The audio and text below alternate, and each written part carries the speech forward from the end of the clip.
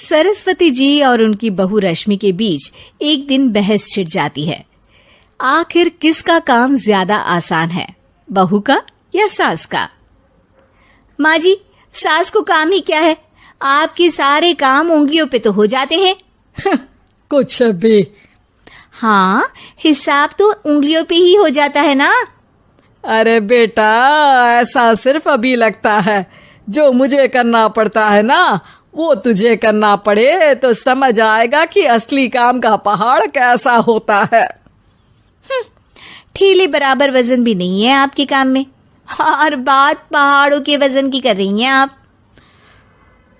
तू ऐसा करती ही क्या है घर में बेटा, ये तो बता मुझे। मैं थोड़ी ना कुछ करती हूँ, सब जादू से हो रहा है इस घर में। अरे एक दिन मेरा काम करोगी तो समझ आएगा। Okay okay, shut up. कल से मैं घर के काम करूंगी और तू मेरी जगह हर चीज का हिसाब रखना, ठीक है? ठीक है, ये भी कर लेते हैं।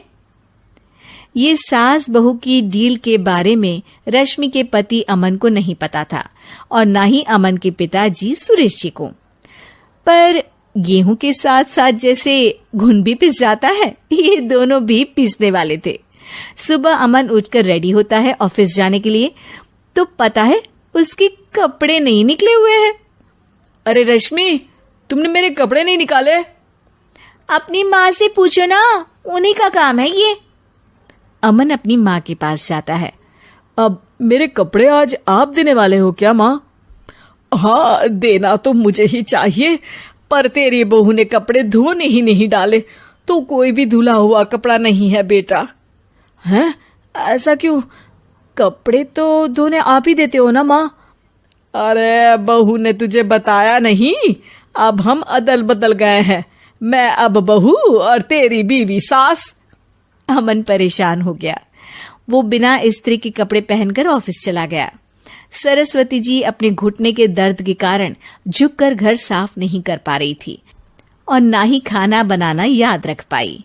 उधर रश्मि पहले ही दिन घर की चाबी घुमा चुकी थी और 300 रुपए का हिसाब अलग नहीं मिल रहा था।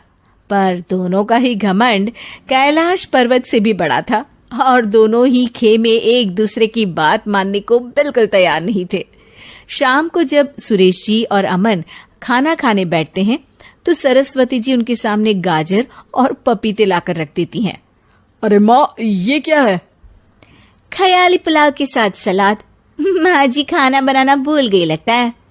अरे एक एक चमन्नी का हिसाब है मेरे पास, खाना बनाना कैसे भूल जाऊंगी?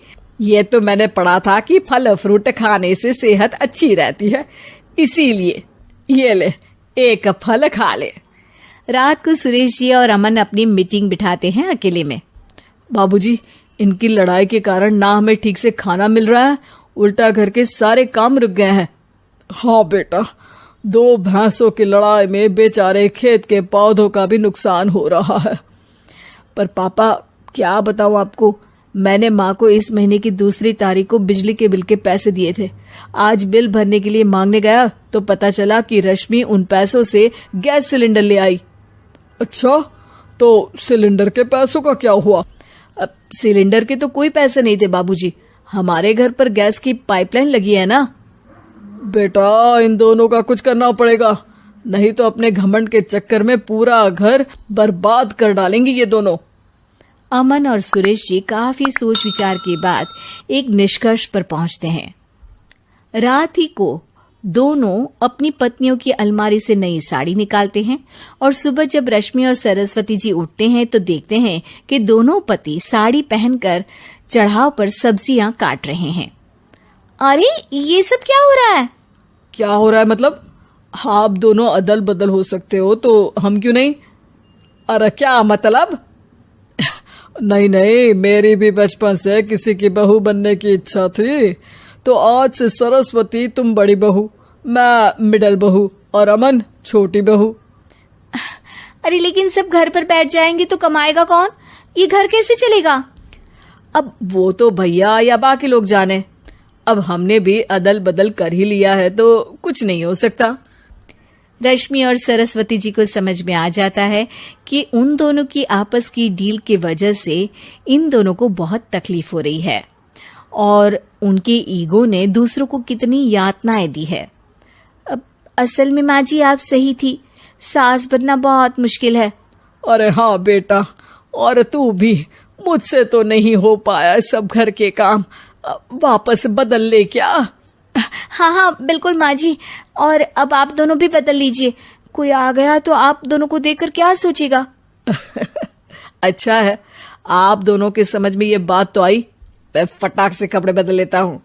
अरे रुक जा बेटा, एक फोटो ले लेती हूँ तेरी, मेरी बेटी होती तो तेरे जैसी ही दिखती साड़ी में।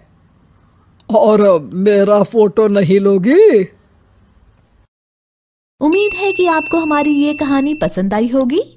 कृपया हमारे चैनल को सब्सक्राइब करें और सभी अपडेट्स के लिए बेल आइकन जरूर क्लिक करें। और हाँ, वीडियो लाइक और शेयर करना मत भूलिएगा। Bye bye.